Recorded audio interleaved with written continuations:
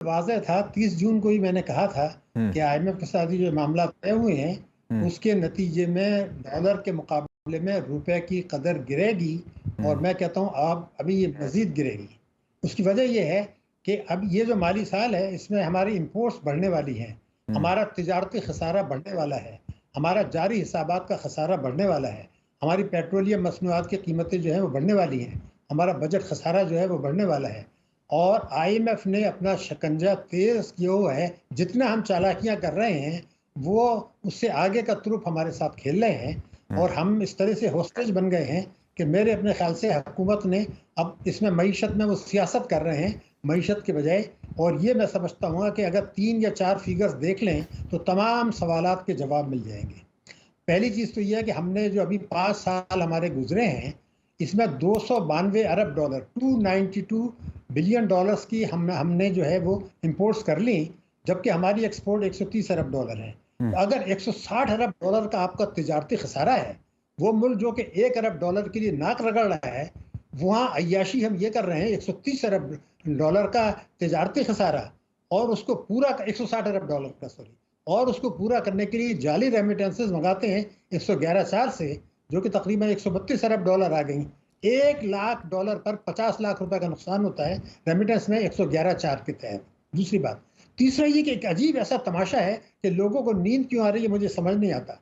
मैं आपको बिल्कुल वाज़ेह तौर पर बता रहा हूँ कि जो हिकमत अमली 3-4 साल से अपनाई गई है, हुँ, अगर मैं आपसे ये कहूँ कि मार्च 2020 में एक आदमी ने ईमानदारी से बिजनेस करके आमदनी कमाई, उस पर टैक्स दिया, जी, उसके बाद उसके पास 1 लाख रुपए बच गया, हुँ, वो उसने बैग में जमा करा दिया। उसको जो मुनाफा मिला टैक्स देने के बाद वो कम है उस आदमी से जिसने टैक्स चोरी की और उस पैसे के डॉलर बनाए और वो डॉलर रख दिए। उसको ज्यादा मुनाफा मिल रहा है, आज ज्यादा फायदा है। तो आप तो लोगों को एनकरेज कर रहे हैं कि मुल्क की करेंसी का बेड़ा गर्क करें, डॉलराइजेशन करें। तो हुँ, जब मार्केट से डॉलर खरीद के रुपए रुपए में नुकसान हो रहा है रखने में, तो फिर आपके रुपए की कदर तो गिरेगी। तो अगर ये 122 रुपए थी 5 साल पहले, आज 290 पर आ गई, ये 300 से आगे जाने वाली है। तो जहां 65 अरब डॉलर की इंपोर्ट होगी तो आपका हशर क्या होगा? अच्छा मुझे ये ये बताएँ कॉमन डॉक्टर सेंस की साहब ये बात है। फ़रमाइएगा कि जो सूरत हाल पहले थी वो भी आपने बता दी, जो अभी है वो भी आपने बता दी। आने वाले दिनों में, आने वाले 1-2 सालों में क्या देख रहे हैं आप? आज अगर तकरीबन 300 पे है डॉलर, तो क्या ये गवर्नमेंट जो भी अब कोई आएगी इलेक्शंस के बाद, वो आपके ख़्याल में इस पोज़ीशन में होगी कि इसको कंट्रोल कर ले और इसको नीचे ले जाए, या फिर ये मामला मज़ीद ख़राब होते हुए आप देख रहे हैं? देखिए, नीचे जाने वाली बात तो अब आप भूल जाइए। जब हमारे माशी शरिये खराब हैं, हुँ, तो कैसे होगा? वो तो आउट ऑफ क्वेश्चन है। आप उसकी रफ्तार को कम या ज़्यादा कर सकते हैं, लेकिन ये कि जैसे मैंने आपसे कहा कि 2018 में तो 122 रुपए का था, अब हुँ, 295 के आगे गिरते ही चले जा रहे हैं, तो वो ट्रेंड रहेगा। हुँ, मसला क्या है? अगर किसी खुदा न खास्ता ये आग से खेलने का फैसला कर लिया है, अगर कि हम निगरान हुकूमत को इख्तियारात दे रहे हैं, तो ये खेल क्या है, ये भी मैं आपको बता दूँ। हुँ, देखिए, दिसंबर में हम जाएंगे आईएमएफ के पास बड़ी रकम के कर्जे के लिए, बहुत बड़ी रकम के लिए। अब हुँ, वो शायद 3 साल से ज्यादा मुद्दत के लिए होगा। उसकी शराइत इसलिए सख्त होंगी कि हुँ, अब हम ये देख रहे हैं कि मैंने जैसे कहा तिजारती खसारा भी बढ़ रहा है, आपका करंट, वो सब चीजें बढ़ रही हैं। हुँ, तो आईएमएफ अभी सितंबर में रिव्यू करेगा और दिसंबर में रिव्यू करेगा। आपका जो है वो बिजली के नर्ख भी बढ़ा रहे हैं, गैस के नर्ख भी बढ़ा रहे हैं, सर्कुलर डेट बढ़ रहा है, आपका बजट खसारा बढ़ रहा है। तो हुँ, वो उनकी शराइ सख्त होती जाएंगी। तो जब आप दोबारा जाएंगे, इस वक्त हमें डिफॉल्ट क्यों नहीं कराया? उसकी वजह ये थी कि इस वक्त मीशत इतनी कम बर्बाद थी कि शायद चीन हमें बचा लेता। तो साजिश ये तैयार की गई कि 9 महीने का कर्जा दिलाया जाए, ताकि ये अप्रैल 2024 तक ही चलेगा। हुँ, 9 महीने पूरे होंगे और दिसंबर में जो है वो अंदाजा ये था कि नई हुकूमत आके नेगोशिएट करेगी, हुँ, उसके खाते में सारा आ जाता तबाही। अगर ये सोच रहे हैं कि निगरान हुकूमत से ये काम करा दें और उसको इख्तियारात दे दें, तो आईएमएफ को तो उस पर इसलिए एतराज़ नहीं होगा, वो तो मुल्क के कानून के तहत देखते हैं। लेकिन सारी तबाही बर्बादी अगर आपने दिसंबर 2023 में कर ली, सलामती के तकाजे भी, मीशत के तकाजे भी, और मीशत को तबाह बर्बाद कर दिया, तो फिर तो इलेक्शन में फिर तो वो कहेंगे जी वो तो निगरान करके चले गए, अब हम इसको ठीक करके दिखाएंगे, सिर्फ 3 साल कुर्बानी दे दें। मैं ये कह रहा हूँ, इतनी ये खौफनाक सूरत हाल है। तो ये कि जो इनको 3 साल नींद का कैसे आ रही है, ये जो आप जो खबर दे रहे हैं डॉक्टर साहब, आप ये कह रहे हैं कि दिसंबर 2023 में 3 साल का मजीद मुआहदा होगा IMF के साथ और उसमें शराइत मजीद सख्त होंगी और वो पाकिस्तान की अवाम को भुगतना पड़ेंगी। तो ये जो दिसंबर नहीं, 2023 सामने मैंने सामने का लफ्ज भी कहा, क्योंकि जी वो IMF के अमेरिका की सिफारिश पर मिलेगा, हाँ तो मैं शराइत तो बहुत सख्त होंगी, जी लेकिन अमेरिका अपनी सियासी शराइत भी लेकर आएगा आपके ऊपर। तो इन्होंने 9 महीने रखा इसीलिए है कि ये जो है दिसंबर में अगली हुकूमत करती।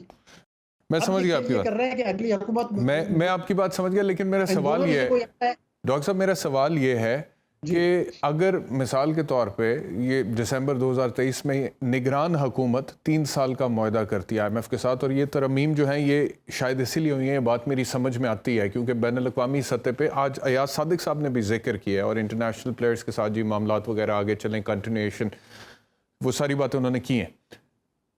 अगर ये होता है 3 साल का मुआहदा, तो वैसे मैं जानता हूं कि आपका ज़ाती तौर पर राय जो है वो IMF के साथ मुआहदों के काफ़ी हद तक ख़िलाफ़ है, लेकिन ये मुआहदा अगर होने जा रहा है तो कोई ना कोई रियासत पाकिस्तान को इसकी ज़रूरत होगी। मिसाल के तौर पर अगर ये मुआहदा नहीं होता है तो हम डिफ़ॉल्ट भी तो करेंगे ना, तो क्या और वो निगरान हुकूमत से कराएंगे और अपनी सियासी मकबूलियत बचाएंगे, ये उनका प्लान होगा, तो चले उनकी सियासी मकबूलियत या गैर मकबूल होने से वो बचेंगे। But at the same time क्या पाकिस्तान की ज़रूरत नहीं है IMF के साथ 3 साल का मुआहदा, ताकि आने वाले 3 साल में पाकिस्तान डिफ़ॉल्ट ना करे और जो कर्ज है क्योंकि वो वापस तो करना है।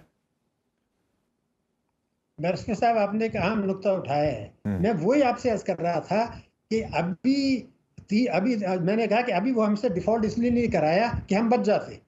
अब वो ये करेंगे कि 3 साल के लिए जो कर्जा देंगे उसकी शराइत इतनी सख्त होंगी और अवाम में, सूबों में और वफाक में इतना एतमाद का बुरान होगा अवाम में, और उसमें तक चीन भी अपनी मदद नहीं कर सके। वो 3 साल का पीरियड है। अब वो मोहलत जो मिली है वो ऐसी 3 साल उन्होंने इसलिए दी है उस वक्त तक इन शराइत की मौजूदगी में, और चूंकि हम इस्लाहात नहीं कर रहे हैं, मैं आपसे बता दूं, शहबाज शरीफ साहब का जुमला, अगली हुकूमत को हकीकी मायनों में इस्लाहात करनी होंगी। अरे भाई, 30 साल से किसी ने नहीं की तो अगली हुकूमत कैसे कर देगी? वो भी नहीं करेगी।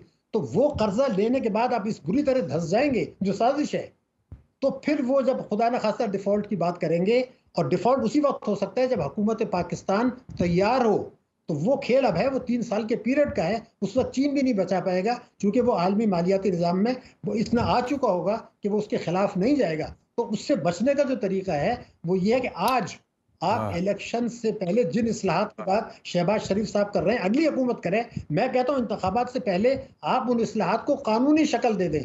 ये वाहिद रास्ता है उस तबाही और बर्बादी से बचने का, इस्लाहात को कानूनी शक्ल, यानी अगली हुकूमत कोई भी आए उससे डेविएट करे तो कानून ये हो, वो आप भी ज़्यादा गाइड कर सकते हैं कि अगर वो उससे गाइड करते हैं तो उनके जो मेंबर्स हैं उनकी मेंबरशिप खत्म हो जाएगी, उसका मैंडेट खत्म हो जाएगा। उसमें गुंजाइश ना छोड़ें, इसलिए कि तबाही बर्बादी की जो फिगर्स हैं मैं आपको बताता हूँ वो खौफनाक हैं।